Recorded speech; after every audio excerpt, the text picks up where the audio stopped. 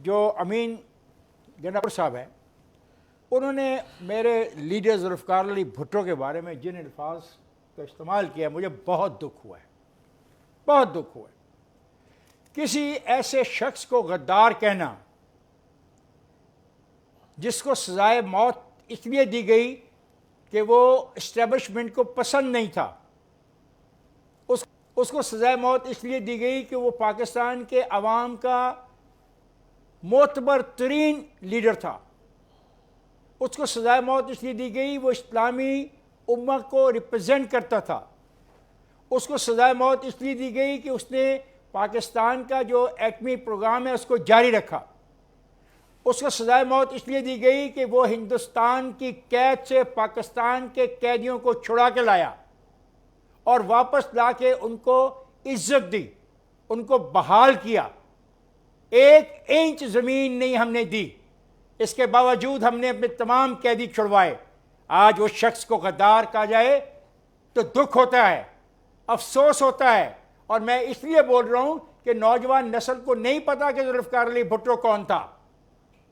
جن کو وہ مخاطب کر رہا ہے وہ 2000 کے بعد کی پیدائش ہیں، وہ 18 19 20 21 سال کے لوگ ہیں، ان کو نہیں پتا کہ ذوالفقار علی بھٹو کون ہے۔ یہ افسوس کی بات ہے۔ آپ اپنے اختلافات کو اپنی حد تک رکھیں لیکن ہسٹری کو ڈسٹارٹ نہ کریں، یہ میری آپ سے گزارش ہے۔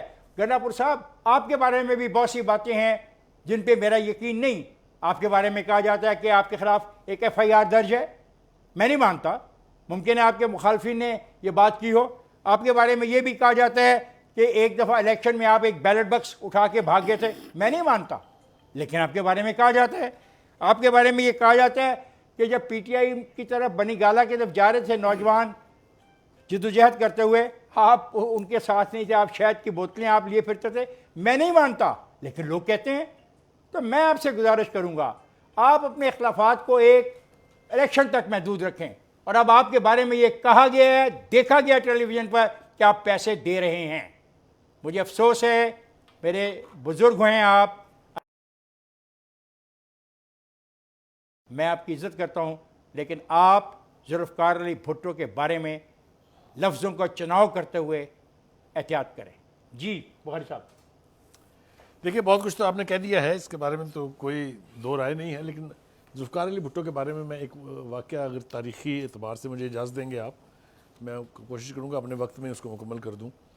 وہ آپ نے کہا کہ انہوں نے پروگرام جاری رکھا، ایٹمی پروگرام نہیں، انہوں نے وہ خالق تھے، وہ بانی تھا اس کا، اس نے یہ آئیڈیا خود کنسیو کیا اور اس کو امپلیمنٹ کیا۔ ایک بات اس پروگرام کے حوالے سے ہنری کسنجر صاحب 1976 میں میسج لے کے آئے پریزیڈنٹ کا اور پینٹاگون کا کہ جناب آپ یہ پروگرام ترک کر دیں ورنہ آپ کو اس کی بھاری قیمت چکانی پڑے گی۔ یہ ملاقات ہوئی تھی، انہوں نے پراپر ملاقات مانگی تھی، لیکن بھٹو صاحب نے کہا کہ میں آپ کو ملوں گا لاہور کے ایئرپورٹ کے اوپر، اور 1 گھنٹہ ہے آپ کے پاس، صرف میرے ساتھ بیٹھے ہوئے دونوں سینئر آدمی، ان کو پتہ ہے یہ واقعہ ہے، یہ تاریخ ہے، کہانی نہیں ہے۔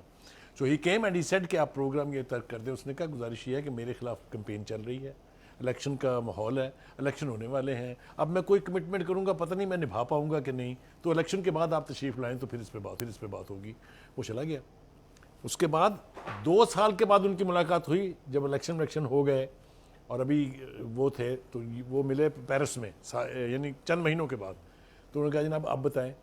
اس نے کہا یار وہ تو بالکل ٹھیک ہے، لیکن اب آپ کے ہاں الیکشن ہونے والے ہیں، جو کمٹمنٹ میں آپ کے ساتھ کروں گا وہ پتہ نہیں آپ کے پریزیڈنٹ پوری کرے گا کہ نہیں۔